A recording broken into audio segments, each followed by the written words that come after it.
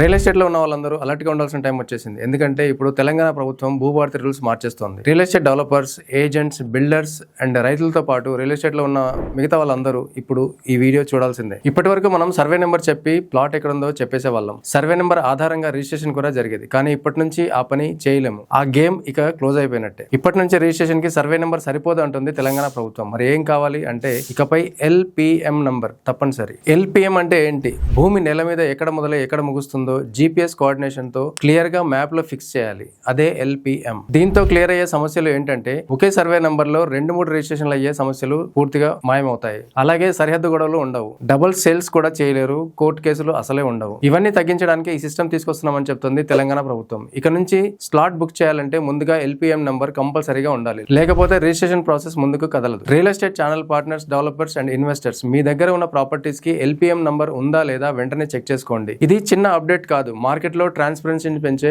పెద్ద స్టెప్. ఇక ముందు రోజుల్లో LPM ఉన్న ప్రాపర్టీలకే డిమాండ్ పెరగొచ్చు. కాబట్టి డాక్యుమెంట్స్ కరెక్ట్ అయితేనే డీల్ సేఫ్. ఈ మాట గుర్తుపెట్టుకోండి. మా ఛానల్ ద్వారా ఇట్లాంటి అప్డేట్స్ ఎన్నో తెలుసుకోవచ్చు. వెంటనే మా 3TV రియల్ ఎస్టేట్ ఛానల్ ని సబ్స్క్రైబ్ చేసుకోండి.